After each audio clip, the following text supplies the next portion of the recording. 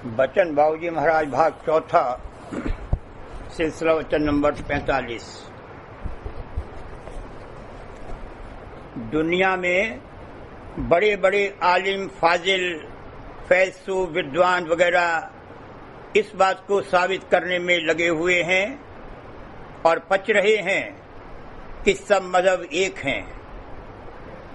वे कहते हैं कि किसी भी नाम से पुकारो एक ही बात है, किसी भी रास्ते से चलो सब वहीं पहुंच जाएंगे। उनको रचना का भेद नहीं मालूम है। वे नहीं जानते कि किस कायदे से रचना ज़हूर में आई है और काम कर रही है। उन्होंने कह दिया कि एक दायरा है, उसकी किसी भी अर्धव्यास पर चलो सभी मध्य बिंदु पर पहुंचेंगे। इसमें पहली गलती तो यही है कि रचना सतह यानी धरातल पर नहीं है कि दायरे से मुशाबहत की जा सके। इस सूर्य मंडल का मरकज और केंद्र ये सूर्य है। इसके ऊपर और बहुत से मंडल हैं। तो क्या उनके मध्यों से जो धारें आ रही हैं वे इसी मरकज पर आती हैं? ये कैसे हो सकता है? सब मध्य, मरकज और केंद्र अंतर्गत होते चले गए हैं। इस समय में जिस तौर पर दुनिया में मत और मजहब जारी हैं और माने जाते हैं और उनकी धारणा की जाती है, उसकी तो कोई गिनती और जिक्र ही नहीं है। वे तो सब सामाजिक और विद्या, बुद्धि और अकल के चटपटे के मजहब हैं। उनको तो छोड़ दो।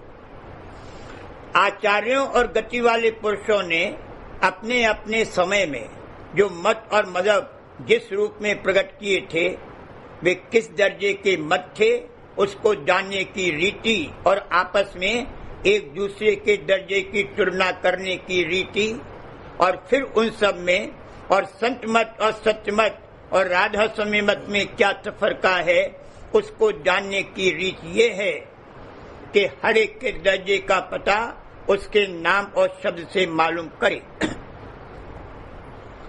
जिसने अपने कानों को यानी अपनी श्रवण शक्ति को इस कदर साध लिया है कि आवाज यानी शब्द को सुनकर पहचान ले, वह बतला सकता है कि ये पत्थर पर पत्थर को मारने से आवाज हुई है या कि ये शब्द फला सरगम का सुर या उत्सुर है वगैरह वगैरह। इसी तरह जो अंतर के भेद से वाकिफ है वो जानता है और बतला सकता है कि कौन सा मत किस दर्जे और गति का है। राम, कृष्ण, हक, सत्य वगैरह सब अलग अलग नाम और शब्द हैं और उनके अलग अलग मुकाम और दर्जे हैं। संतों के आने से पेशतर जहान भर में जितने मत और मजहब जारी हुए वे सब या तो पिंड देश के थे या ब्रह्मांड के थे।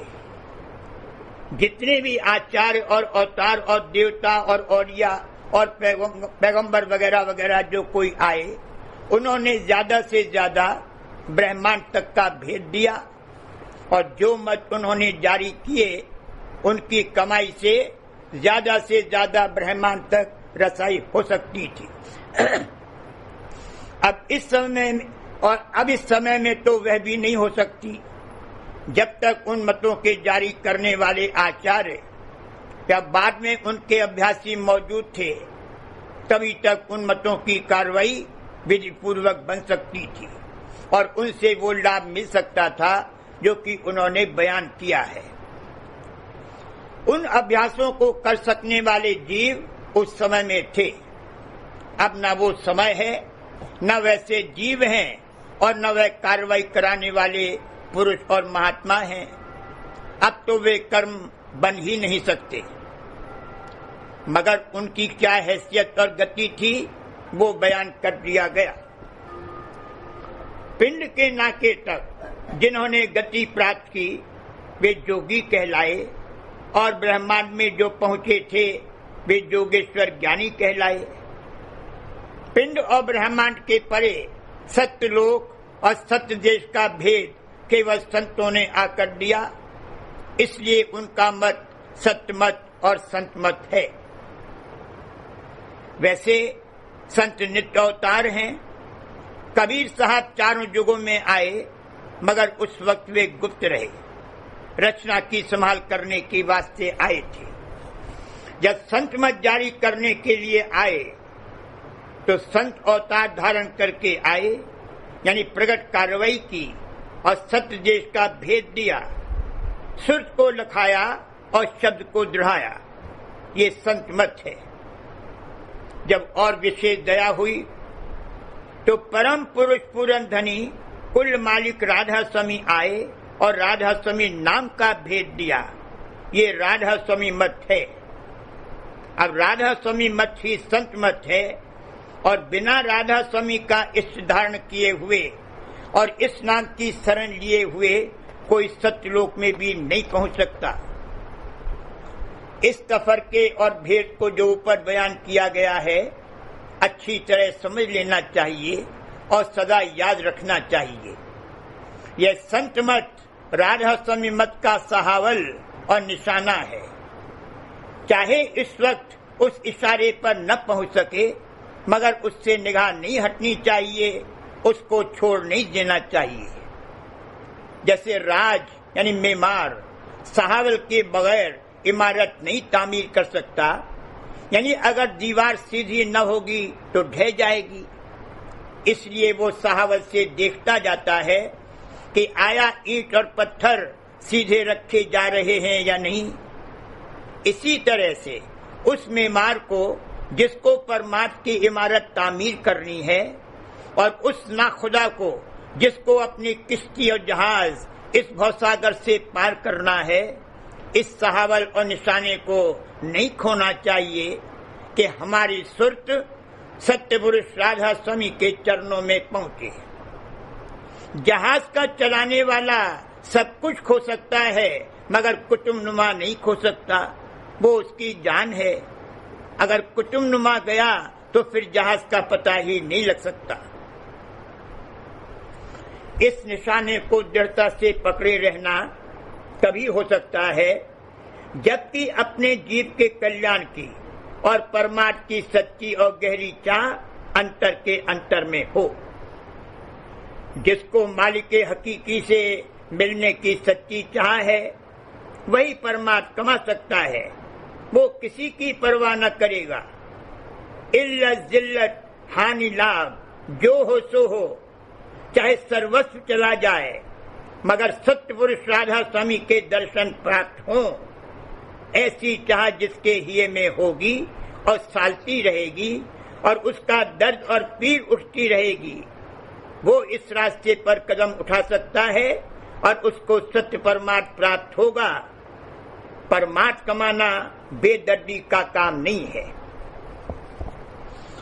जिन लोगों को इस तरह की सच्ची और गहरी चाह परमात्मा की नहीं है, वे संत मत में भी मलगोबा कर देते हैं और मतलब के माफिक संतों की वाणी को तोड़ मोड़ कर और घुमा फिरा कर अर्थ लगा लेते हैं।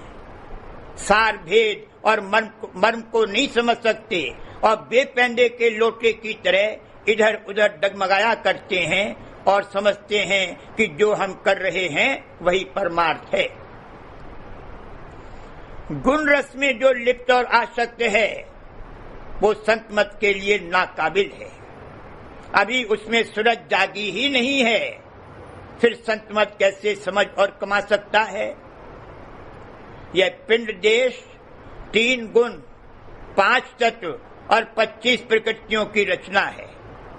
यहाँ के भोग रसादिक गुण रस हैं। जिस शख्स में मान बढ़ाई, धन, संतान, स्त्री, इख्तियार, हुकूमत, नामवरी वगैरह की प्रबल चाह है, वह पिंड और ब्रह्मांड के परे सत्य देश का भेद कदापि नहीं समझ सकता। नामवरी के लिए तो सारा जहान खप रहा है। नामवरी के लिए उनसे जो चाहो सो करा लो, जैसा तैसा परमार्थ विवेक कर लेंगे। अगर नामवरी न हो तो वे दुनिया भी नहीं कर सकते। ऐसे जीव संत मत के लायक नहीं है। जिसको इस तरह के ख्याल और सोच विचार होते हैं कि ये मैं कैसे करूं, वो मैं कैसे करूं? इसमें तो मेरी बदनामी होगी, ये तो मैं नहीं कर सकता। इसको छोड़ दूंगा तो क्या होगा? ये तो मेरा बेटा है, ये मेरा दोस्त है, उसने तो मेरे साथ बड़ा उपकार किया है, उसकी मुरब्बत तो मुझे करनी पड़ेगी। जात बिरादरी वालों से कैसे तोड़ दूं? वगैरह वगैरह। वो शख्स क्या परमार्थ कमा सकता है? अक्सर इसी किस्म के लोग बेहुदा बातें बनाया करते हैं। जिसको अपने जीव की पड़ी होगी वो एक क्षण में सबको पटक देगा, चाहे कोई हो।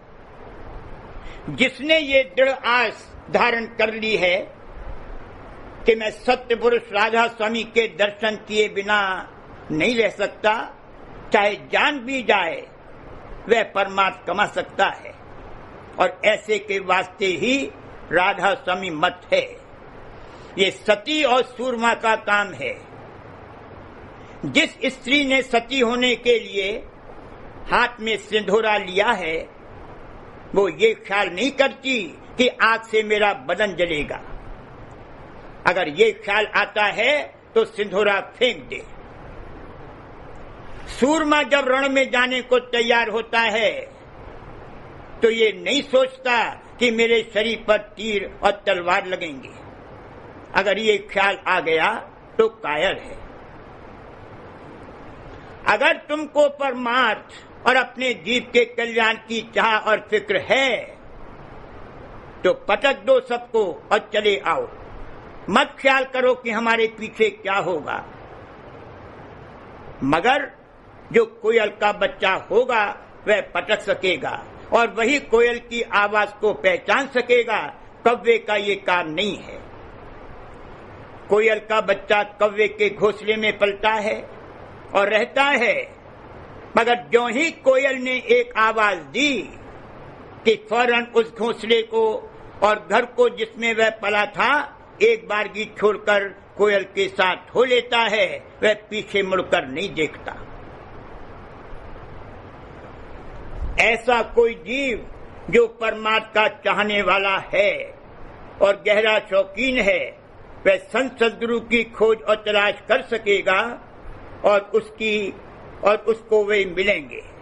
वो सच्चा जिज्ञासु है, वही सच्चा चेला है। ऐसा चेला मिलना भी दुर्लभ है। असल में गुरु दुर्लभ नहीं है, चेला दुर्लभ है। क्योंकि मालिक की दया तो अंतर में उमड़ रही है कि जीवों को इस देश से छुड़ाकर सत्य देश में ले जाए। दया तलहटी में भी मौजूद है। कोई जगह दया से खाली नहीं है, बस अंतर्मुख और गुप्त है। चेला कोई नहीं मिलता, यानी जीव अभागे दुनिया मांगते हैं, परमार्थ नहीं चाहते। गुरु भी दुर्लभ, चेला दुर्लभ, कहीं मौज से मेल मिला। मौज से मेल मिला, प्रचार से नहीं। जिस मजहब में आम प्रचार किया जाता है, यानी लोगों को सिखा पढ़ाकर मत का प्रचार करने और समझाने बुझाने, बहलाने फुसलाने के लिए प्रचारक और उपदेशक बनाकर भेजा जाता है, वो मजहब जान लो कि रूहानियत से खाली है। भेड़ों की भीड़ इकट्ठी करके क्या होगा? शेर चाहे एक ही हो, वो चाहिए। परमार्थ की गहरी और सच्ची चाह रखने वाला जीव अगर तलहटी में पहाड़ के नीचे दबा हो और संत सद्गुरु पहाड़ की चोटी पर विराजमान हो, तो वह जीव कुदरती कशिश से खिंचकर तलहटी से निकलकर चोटी पर आ जाएगा। उसके लिए प्रचार की जरूरत नहीं है। उसी को सुध का लखाव कराया जा सकता है। हर एक जीव को सुध का लखाव न हो सकता है और न कराया जा सकता है। उसी तरह से जैसे बालक को, जो कि अभी युवा अवस्था में नहीं आया है, काम रस की खबर नहीं पड़ सकती। जब 17-18 वर्ष की उम्र में आता है, तब उसको आप ही आप कुछ कुछ काम अंग और रस का एहसास होने लगता है। इसी तरह जो सुरतवंत और अधिकारी जीव हैं, उनको खुद ब खुद एहसास होने लगता है कि हमारे अंदर में सुर है, और वे संत सदगुरु के पास, जो कि सुर के धनी और भंडार हैं, खिंचे चले आते हैं।